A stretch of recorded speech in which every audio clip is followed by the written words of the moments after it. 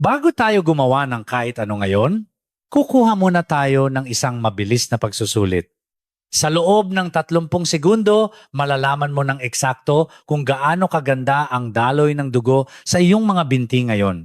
Walang kagamitan, hindi kailangang tumayo, mga tapat na sagot lamang. Magsisimula ka sa perpektong score na 5 puntos. Maglalarawan ako ng 5 sintomas para sa bawat isa na nararanasan mo magbawas ng 1 puntos. Handa na ba? Numero 1, nakakaramdam ba ng panlalamig ang iyong mga paa o daliri sa paa kahit mainit ang kwarto? Kung oo, -1. Ang malamig na paa ay nangangahulugan na nahihirapan ang dugo na kumpletuhin ang buong paglalakbay patungo sa iyong mga daliri sa paa.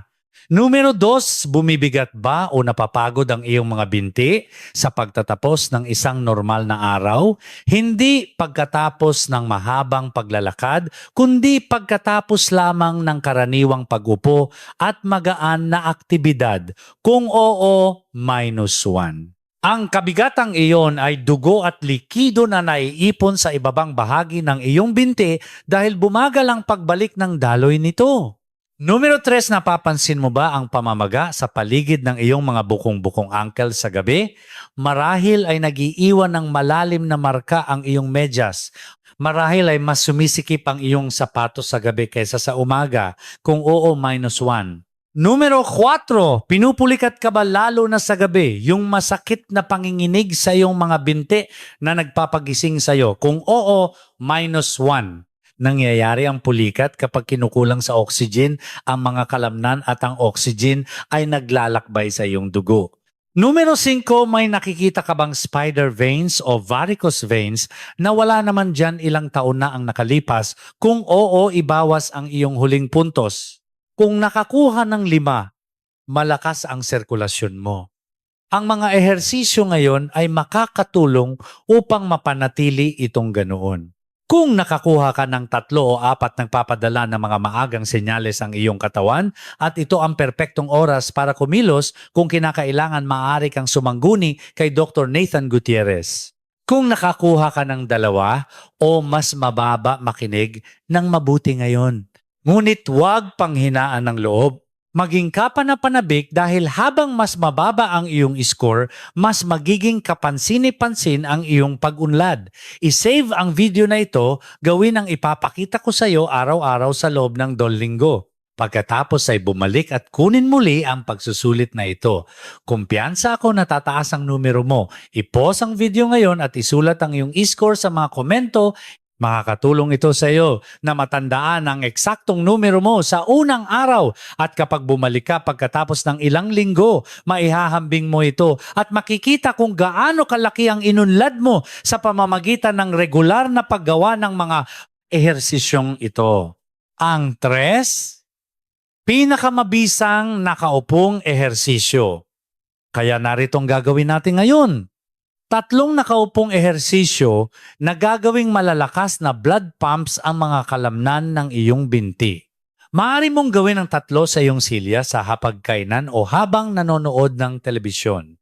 Kabuuang oras ay wala pang 10 minuto. Magbibilang tayo pababa mula sa ehersisyo 3 hanggang numero 1. At ang numero 1 ay gumagamit ng prinsipyong tinatawag ng mga cardiologist na second heart o pangalawang puso. Pagkatapos ng mga ehersisyo, manatili sa akin para sa 3 bonus na pampalakas ng sirkulasyon.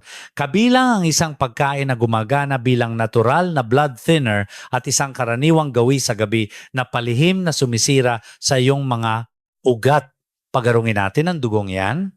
60 segundo ng siyensya upang magkaroon ng saysay ang mga ehersisyo, madaling itinutulak ng iyong puso ang dugo pababa sa iyong mga binti.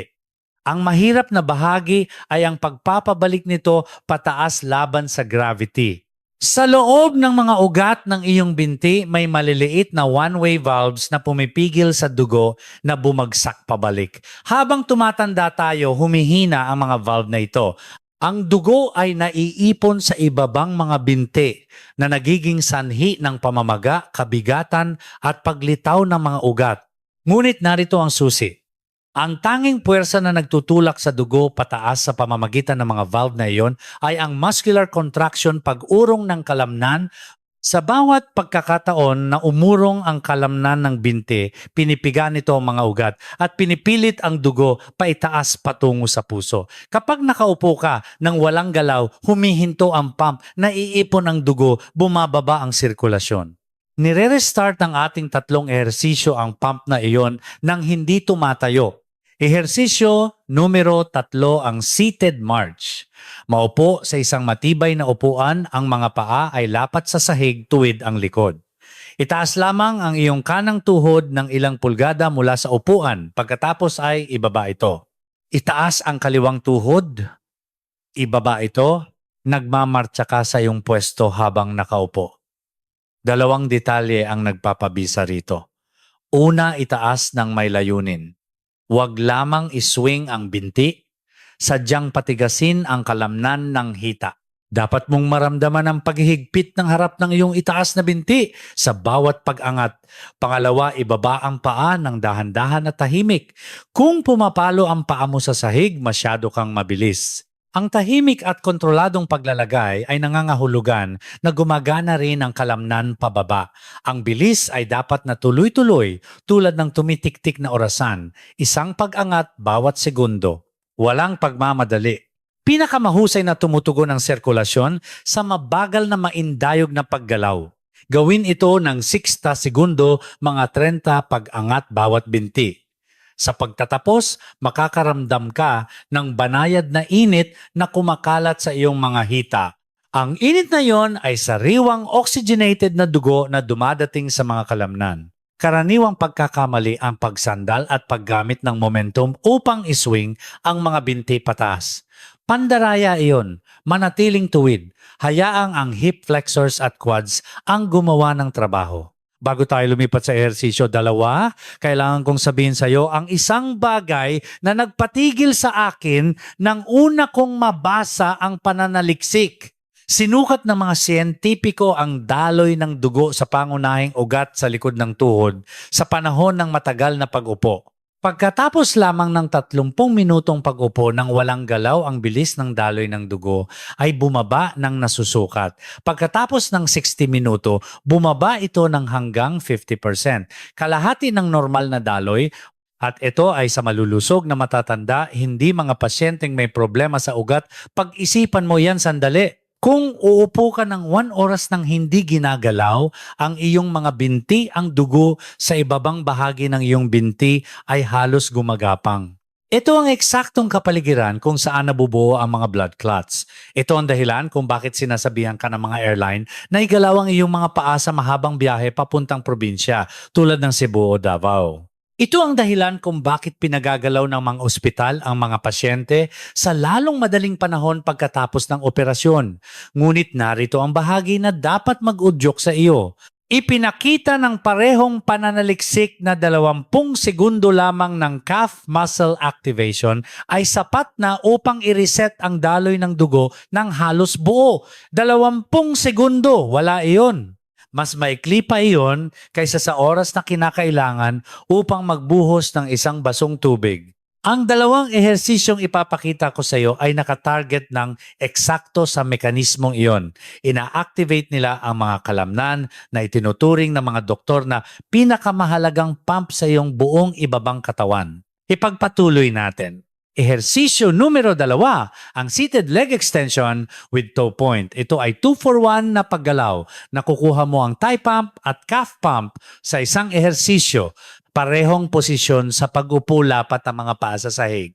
Ngayon, dahan-dahang tuwirin ang iyong kanang binti sa iyong harapan hanggang sa maging pinakatuwid ang tuhod hanggat kaya mo halos kahanay ng sahig. Kapag naka-extend na ituro ang iyong mga daliri sa paa palayo sa iyo na parang ballet dancer, maramdaman mong naninigas ang iyong binti calf, hawakan ng 2 segundo, pagkatapos ay hilahin ang iyong mga daliri sa paa, pabalik sa iyong shin, maramdaman ang pag-stretch at pag-release ng binti, Ngayon, dahan-dahang itupi ang tuhod at ibaba ang iyong paa pabalik sa sahig. Hayaan mong ipaliwanag ko kung ano ang nangyari sa loob ng iyong binti. Kapag ine-extend mo ang tuhod piniga ng iyong quadriceps ang mga ugat sa iyong hita, itinutulak ang dugo pa itaas. Nang ituro mo ang iyong mga daliri sa paa, umurong ang kalamnan ng iyong binte na pinipiga ang malalalim na ugat sa ibabang binte. Kapag nag-flex ka pabalik, nag-relax ang binte at muling napuno ang mga ugat. Kasi sagwa mo lang ng full circulation flush mula bukong-bukong hanggang balakang sa isang maayos na paggalaw. Gawin natin ang ilan ng magkasama. Kanang binti ilabas, tuwirin. Ituro ang mga daliri sa paa. I-flex pabalik at dahan-dahang ibaba. Kaliwang binti, i-extend, ituro, hawakan, i-flex, ibaba. Gumawa ng 10 repetition sa bawat binti.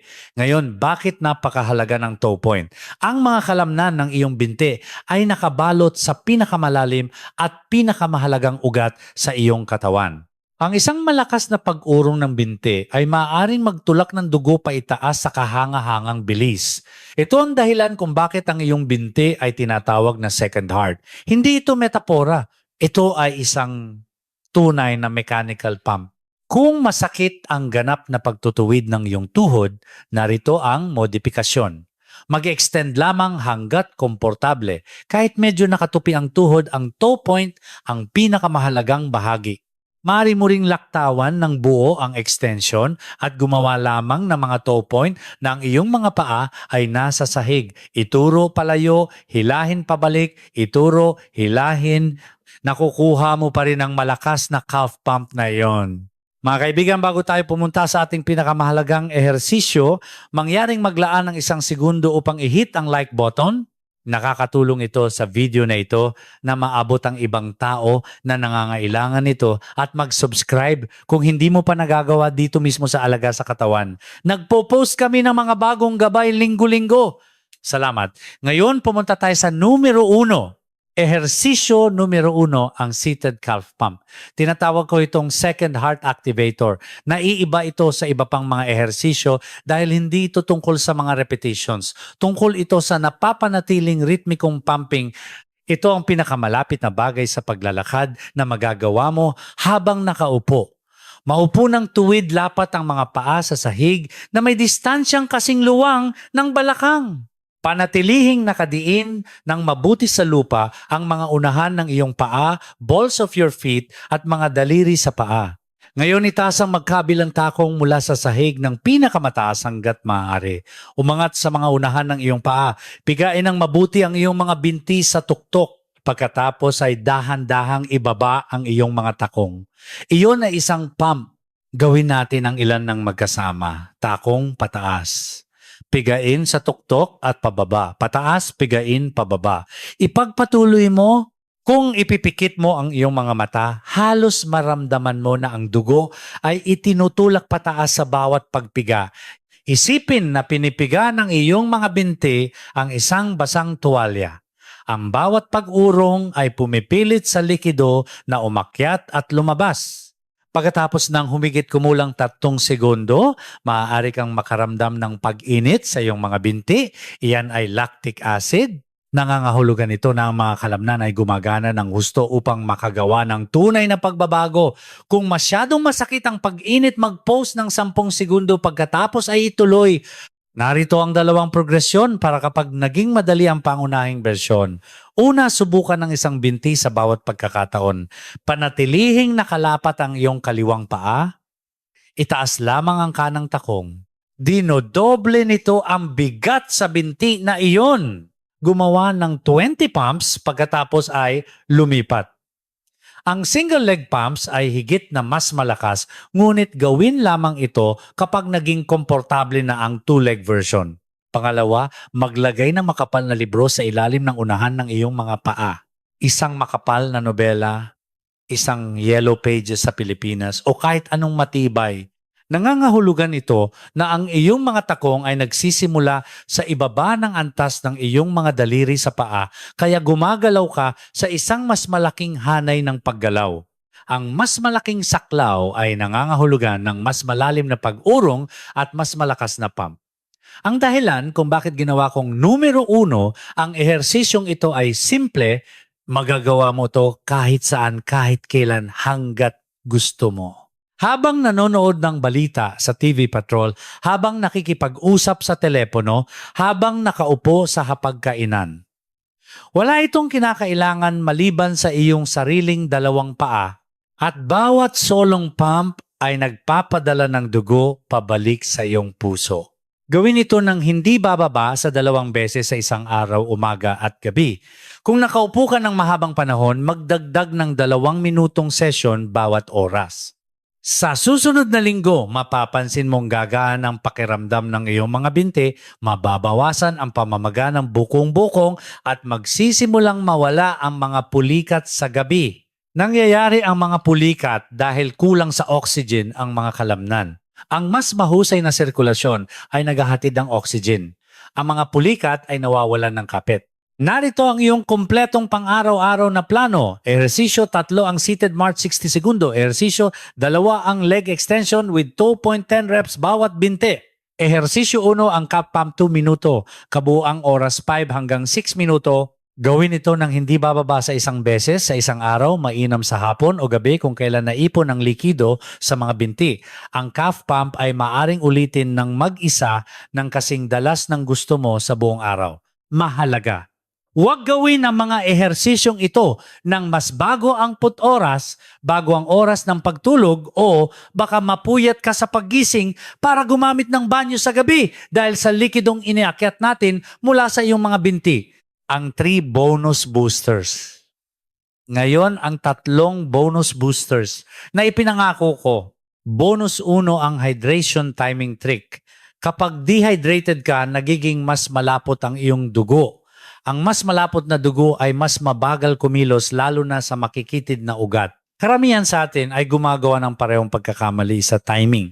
Umiinom sila ng napakakaunti sa umaga at sinusubukang bumawi sa pamamagitan ng pag-inom ng maraming baso pagkatapos ng hapunan. Binabahan nito ang iyong sistema bago matulog na nagdudulot ng pamamaga ng bukong-bukong at pabalik-balik sa banyo habang iniiwan ang iyong dugo na malapot sa araw kung kailan mo pinakamaraming kailangan ang sirkulasyon. Ang solusyon ay tinatawag na front-loading. Inumin ang karamihan sa iyong tubig sa unang kalahati ng araw, 1 buong baso bago mag-almusal. Tuloy-tuloy na pag-inom sa buong umaga. Pagsapit ng alas 3 o alas 4 ng hapon, karamihan sa iyong pang-araw-araw na tubig ay dapat nasa iyong sistema na pagkatapos ay bawasan ito sa gabi. Pinapanatili nitong maayos ang daloy ng iyong dugo sa mga aktibong oras at binabawasan ang pasanin ng likido magdamag. Bonus 2 isang pagkain na nakakatulong at isang gawi na nakakasama. Ang pagkain ay beets. Ang beetroot ay mayaman sa nitrates na kino-convert ng iyong katawan sa nitric oxide. Pinaluluwag at pinalalaki ng nitric oxide ang iyong mga daluyan ng dugo. Ang mas malalapad na mga daluyan ay nangangahulugan ng mas madaling pagdaloy ng dugo.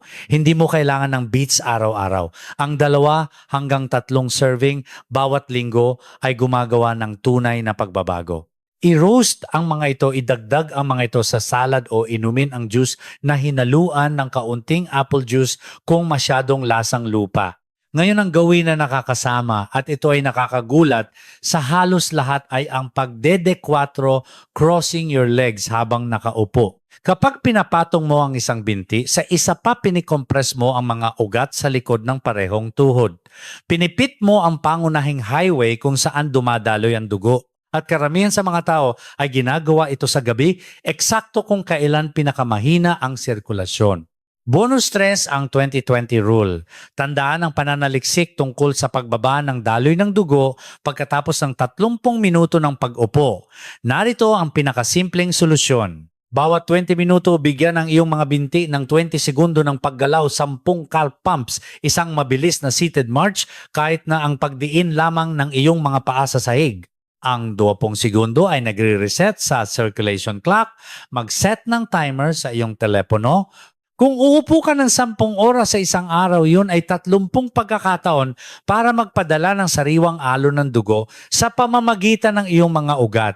Sa loob ng isang linggo iyon ay higit sa 200 circulation resets na hindi sana nangyari kung hindi. Ang aking hamon, mga kaibigan, bumalik tayo sa kung saan tayo nagsimula. Nagsulat ka ng isang numero sa simula ng video na ito. Ang numerong iyon ay hindi isang hatol, ito ay isang linya ng pagsisimula. Narito ang aking hamon. Gawin ang 3 ehersisyong ito ng isang beses ngayon. Idagdag ang 3 bonus na gawi. Ulitin araw-araw sa loob ng 3 linggo. Pagkatapos ay bumalik sa simula ng video na ito at kunin muli ang pagsusulit. Sagutin ng tapat ang parehong 5 katanungan. Handang-handa akong pumusta na tataas ang iyong score. Marahil ang iyong mga paa ay pakiramdam na mas mainit. Marahil ay bababa ang pamamaga ng bukong-bukong. Marahil ay mawawala ang mga pulikat sa gabi. Ang bawat puntos na maibabalik mo ay patunay na tumutugon ang iyong katawan. Kapag kinuha mo muli ang pagsusulit, pumunta sa mga komento at ibahagi ang iyong before and after. Sumulat ng isang bagay tulad ng nagsimula sa 2. Pagkatapos ng 2 linggo, nasa 4 na ako. Binabasa ko ang bawat komento at ang iyong pag-unlad ay maaaring ang bagay na kumumbinsi sa ibang tao na magsimula. Kung nakatulong sa iyo ang video na ito, i-hit ang like button. Ibahagi ito sa isang tao na nagrereklamo tungkol sa mabibigat at pagod na mga binti. Maaring hindi nila alam na ganito lang kasimple ang solusyon. At kung hindi ka pa nakasubscribe sa Alaga, sa katawan, sumali sa aming komunidad. Mga bagong praktikal na gabay sa kalusugan bawat linggo. Alagaan ang iyong mga binti. Binuhat ka nila sa buong buhay mo. Ngayon, pagkakataon mo na para buhatin sila. Magkikita tayo sa susunod.